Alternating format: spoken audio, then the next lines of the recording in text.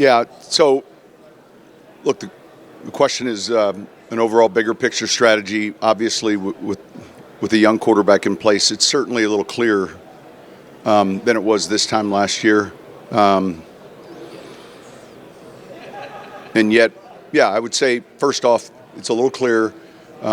There's still certain things that we've identified that we think are important. And then the puzzle is with free agency and the draft, trying to best meet those needs. And so we've kind of had our front board meeting already with the draft. We're seeing these guys now this week. And then we've also had a good jump start in free agency relative to the film study and the priorities. So it's good to be in that position, and we've got to be able to take advantage of it. Sean, you've talked about wanting a joker. What is your confidence level or thoughts in maybe finding that guy in the first round of the draft? Oh, well, I mean, when you pick 20, it's not as easy to say, hey, we're going to find that, because that player can be a running back, it can be a tight end, and yet it's just something that we're mindful of as we look at both the draft and free agency. And I use that term, it's just when you have one of those guys that are matchup challenges inside, really helps you a third down red zone, because there's ways defensively you can handle the outside receivers and force the ball inside. So, but that's something that we'll look closely at. You're talking about wants and needs. Yeah. How would you categorize running back and tight end? How important is it from one of those positions to be able to better control the middle of the field offensively? Well, I think it helps. It helps. So, the tight end or running back being able to be a target relative to the center of the field.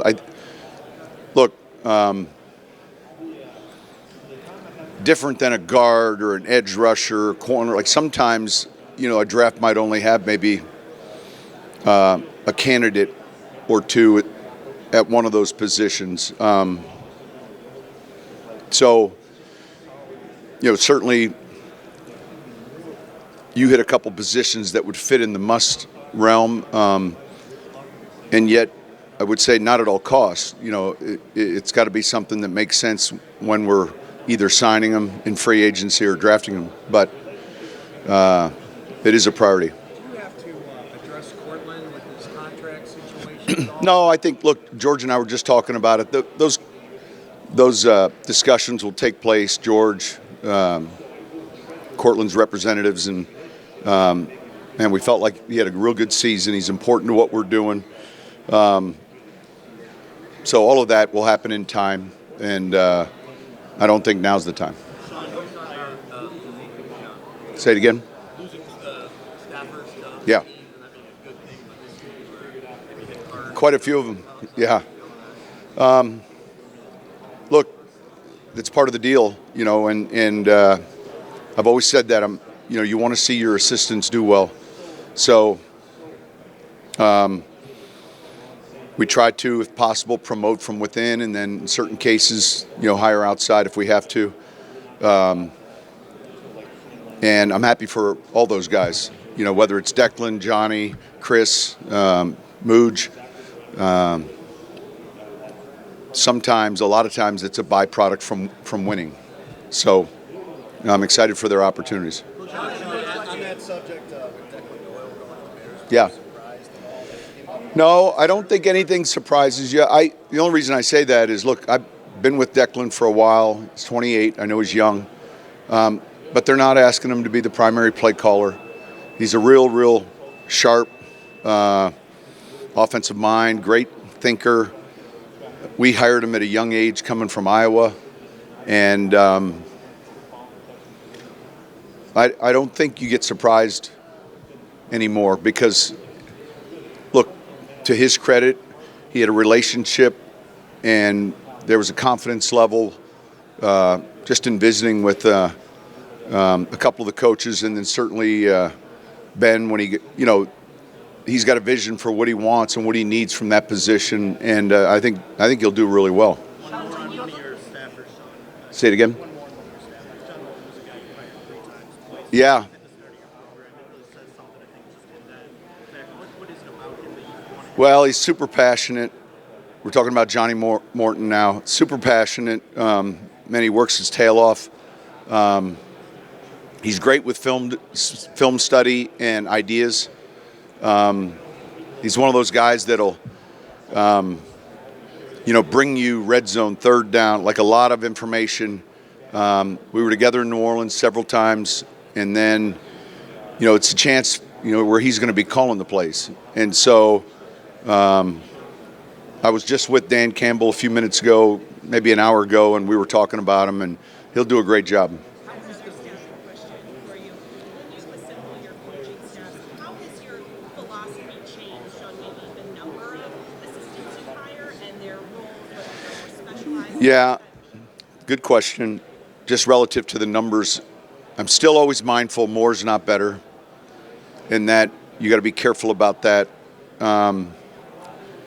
We try to have a couple young coaches on each side of the ball, and maybe one in the kicking game that are in entry-level positions. And then I think really it gets back to, obviously coaching ability is important, passion's important, compatibility is important.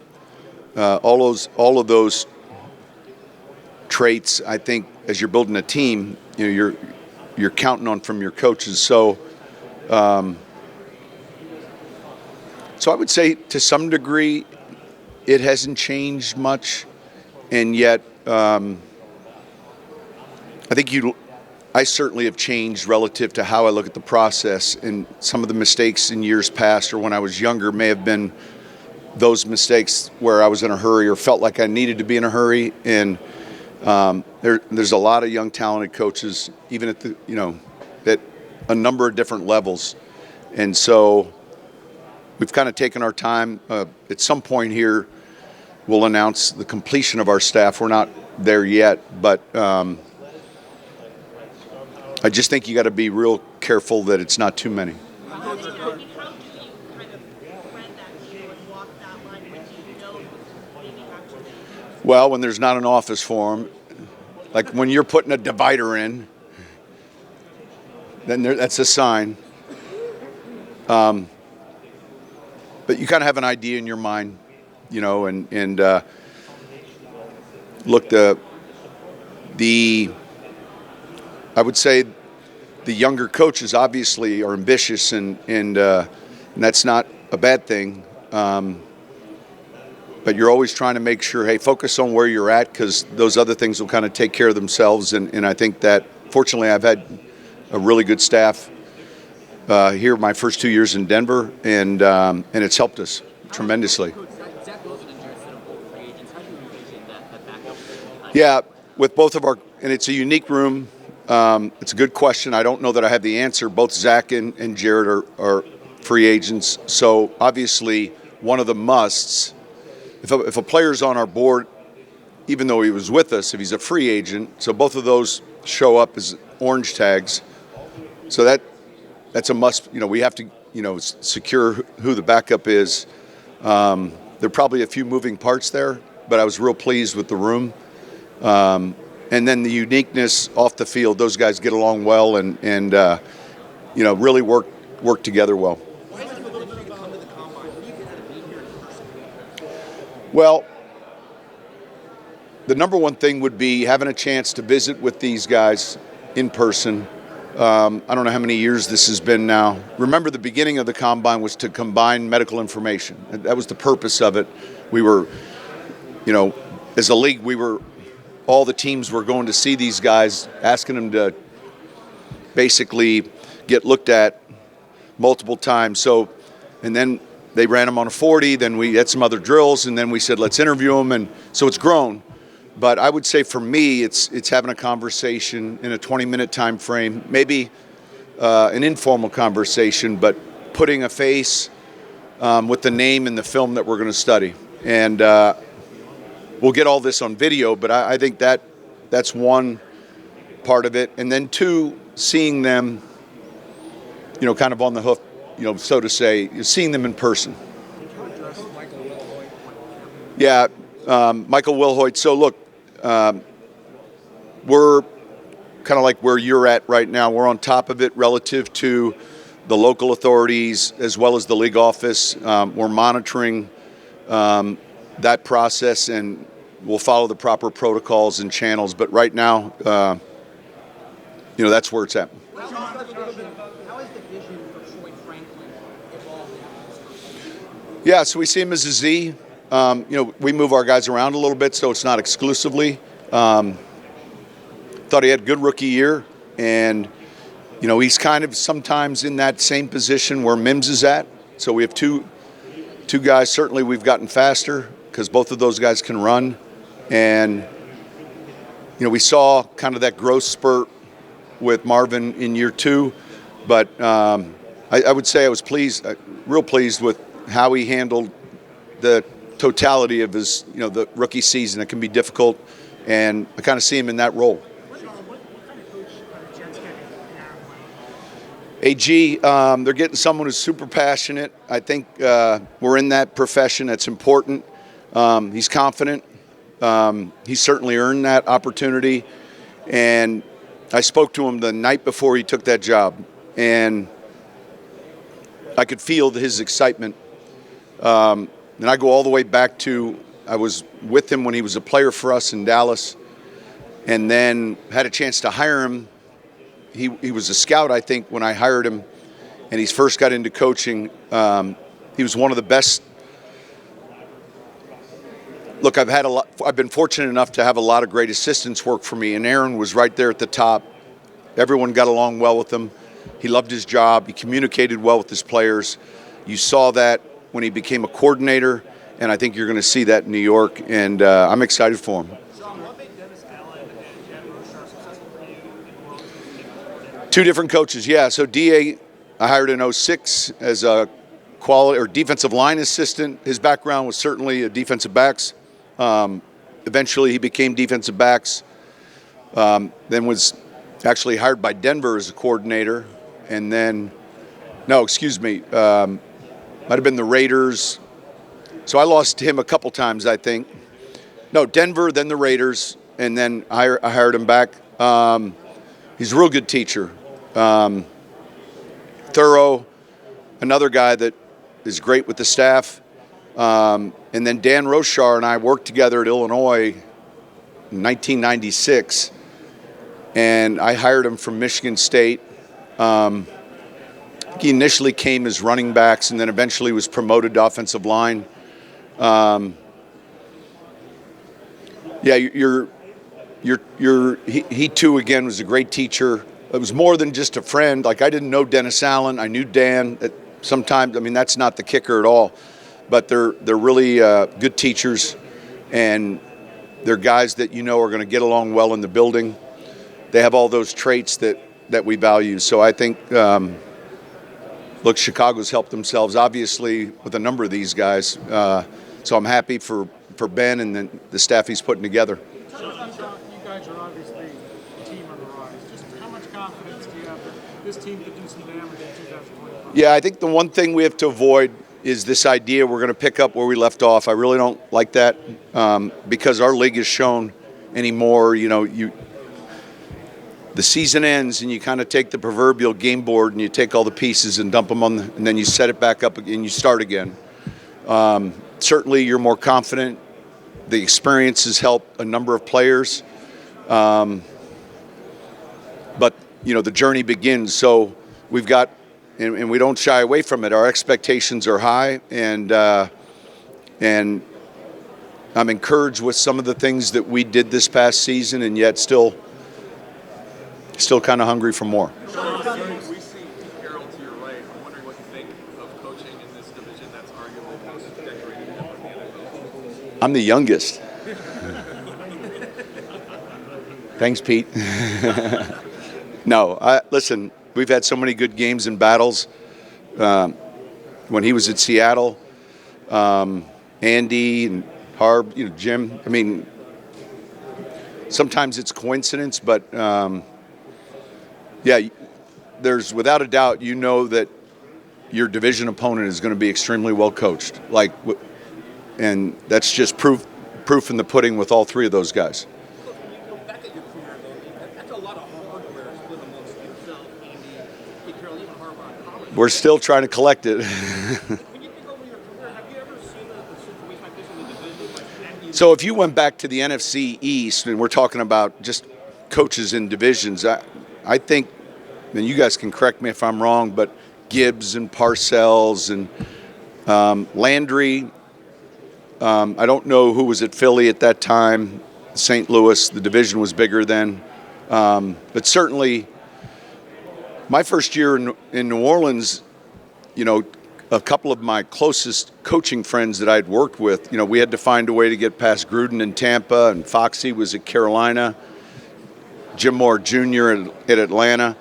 So when it comes to your division and you're playing those teams twice, you know, I'd rather be looking at someone else than Pete right now, but that's a credit to what he's accomplished, and I think a good hire, obviously.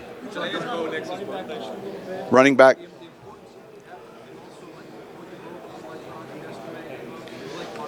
So I would say Audric and Blake and also Tyler, you know, Bede are all three young players, and Jaleel I would put in that category. But overall, from a running back perspective, you know, we've got to continue to look, whether it's in the draft. And I say this respectfully, I think it's a position that, generally speaking, you can find either in free agency or throughout the draft. But I've been a part of drafts where we've selected runners high. Is it a priority for us? I think certainly improving our running game is going to be a priority, and we feel like we've got the right offensive line and the right group of players to give us a chance at that. But this draft has got a number of runners in it, and it's just a matter of what you're looking for. But we'll see where we go from there. Go ahead. Where have I grown the most? I've said this before to you guys. You get a little wiser, and you don't stress about some of the things that you learn.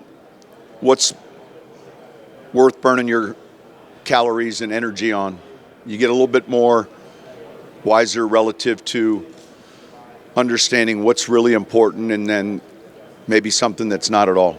Sean, today's Both. I saw that. I'm not going to wish him any happy birthday on there. How often do you talk to him over the offseason? I sent him a text. if you were to consider a tight end early in the draft, how important is it for that tight end to be someone that also impacts the run game as well as being a pass catcher? Well, you generally don't get both coming out of college, and I say that respectfully. You know, I'll ask the scouts as they're reading the player. They usually typically do one really well and the other, and that's okay. I think historically speaking, it's been a little easier to take the receiving tight end and work with him on his technique relative to run blocking than it is the run blocking tight end and make him a really good receiver.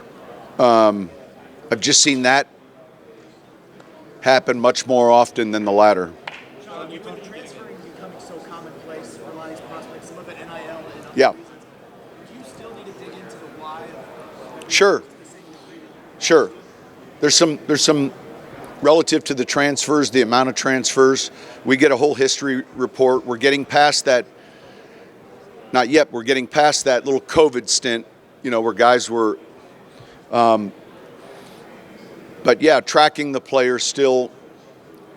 I would say anybody that's transferred, that area scout will read, and George and I will clearly have a grasp as to, was it financially motivated? Was it playing time? Did they go up? Did they go down? Because we are seeing movement both ways, and we'll have a pretty good handle on that. But it's a good question. Sean, you threw up last year. You talked about how Forsythe gave you a little bit more insight on Bo. Yeah.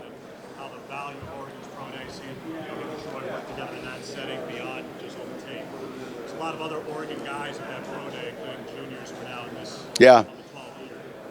What insight further did you glean from Bo? Well, about his brother, about Terrence? I'll ask. It would be very common for us in a draft meeting, and it could be All right, we'll say it's Oregon. And we'll be looking at a player, and I might just shoot a text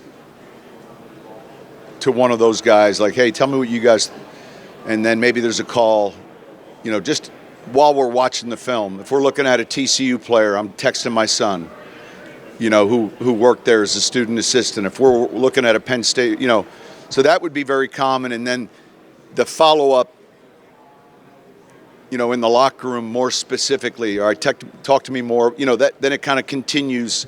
And so you're gathering as much information as you can to help be as accurate as you can on the decision-making process. And to your point, we were there at the pro day, but the next day was the private workout, and you got to pay close attention. Like, it was interesting to see how many of his teammates, they had just finished working out Friday, and here it was Saturday morning, and man, there's another 10, and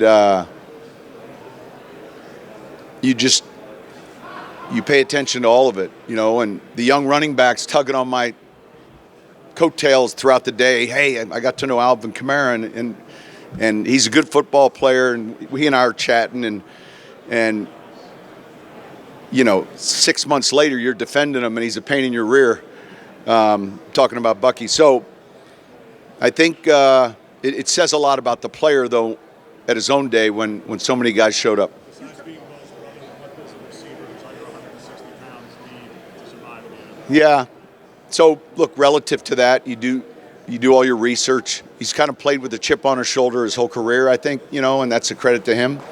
And so, you evaluate the player, you look at the vision, try to come up with the vision, and then you discuss who's he like, and you kind of go from there. You talked about people driving the bus, Just in general. right? And there was a healthy bit of skepticism of when Bo was drafted. Yeah. Now they're saying, well, maybe this was his ceiling. What about Bo makes you think you haven't hit his ceiling, that there's much more there moving forward? Just as you just had to watch the games, the narrative, and you just have to watch the athleticism, the learning curve. Look, if I did this, let's just say, from a media perspective for a living, and I have this vision as to what I think he is, and then all of a sudden, look, he's got plenty of arm strength. We saw it. Just look at all the numbers relative to his completions downfield. I think he was third in 20-yard completions. I mean, and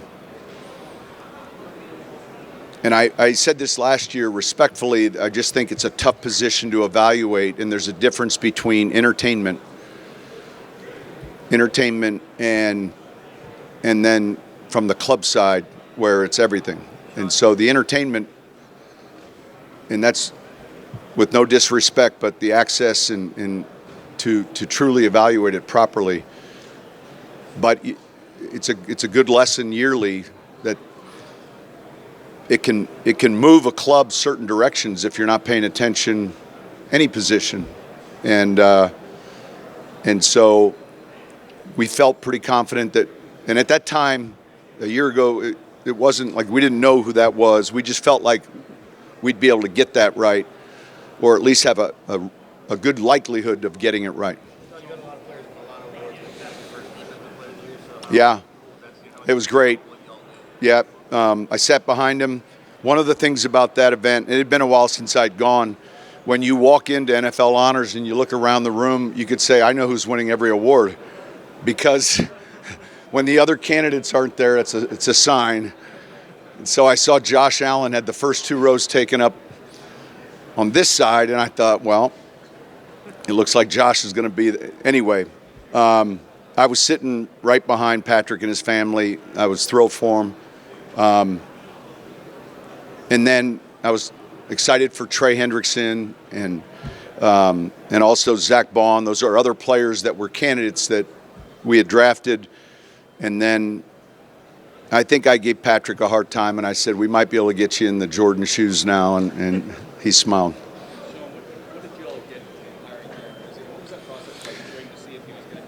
Well, I text Mickey, and I said, hey, when are you guys hiring your head coach? And he texted me back, he said, when are you hiring your special teams coordinator?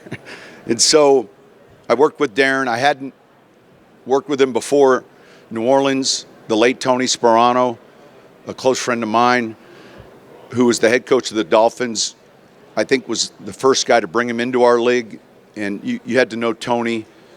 For him to like rave about somebody, like that might be once every 3 years, but I know how Tony felt about him. So I can't remember the year we hired him in New Orleans. He's a tremendous teacher. He's thorough. And yet, with respect to the process, he was a very serious candidate, and I think will be a head coach in our league as well. But he was a very serious candidate in New Orleans, and we had time. What was your initial reaction to Pete Carroll joining the AFC West? Well, you missed it, but we were just talking about it. Excited for him and the opportunity, and I think I mentioned that it made me the youngest coach in the division, so I was excited about that. All right. You were at the Nuggets game last night. I got to talk to Mike Malone the first time you'd really talked to him. He joked because I asked him post game, he can help you with your draft pick. But how I saw that, so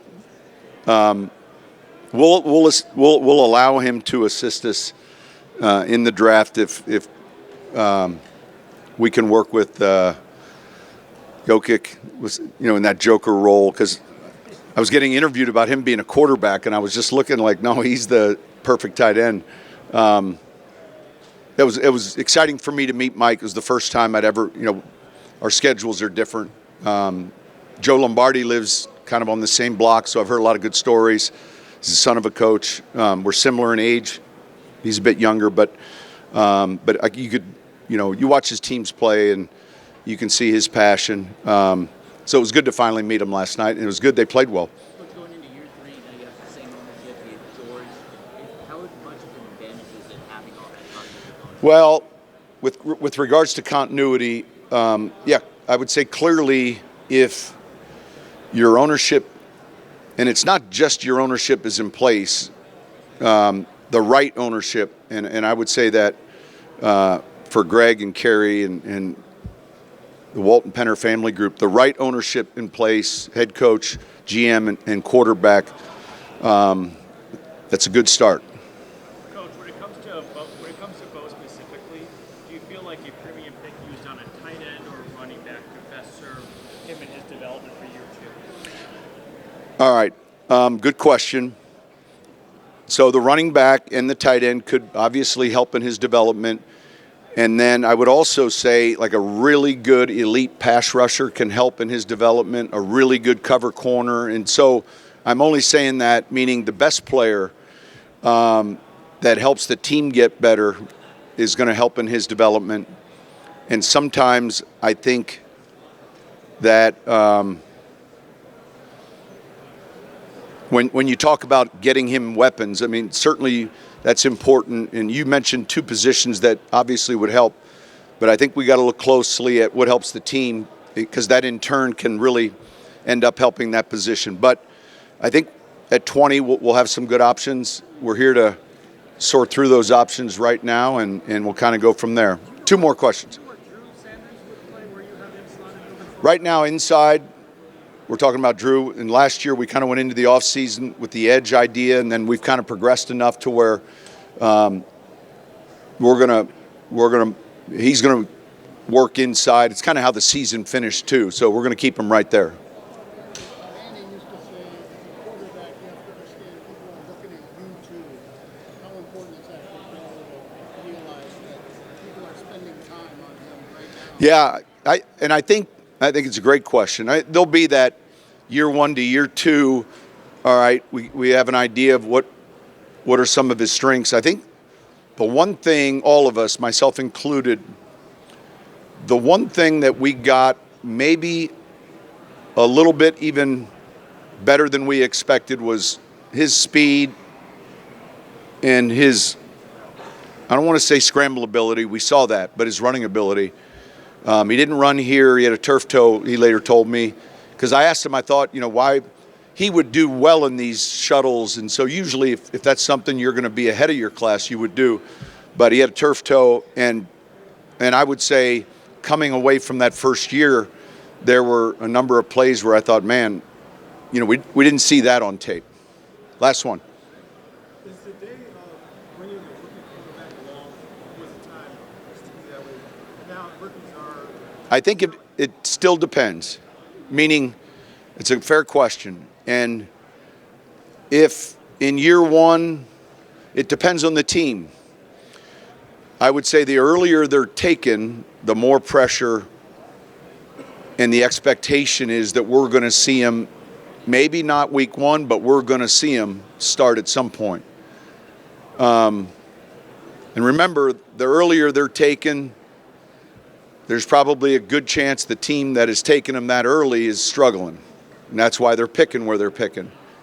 And so periodically you have these examples where even a few spots where Ben Roethlisberger was probably disappointed on draft day and yet he ended up at a pretty special place, or the same thing with Aaron Rodgers, or the same thing. So I think a lot of it is where they're going. And then history's also told us that we're going to have starters that are taken after the first round. And you just have to find them. All right, thanks, guys.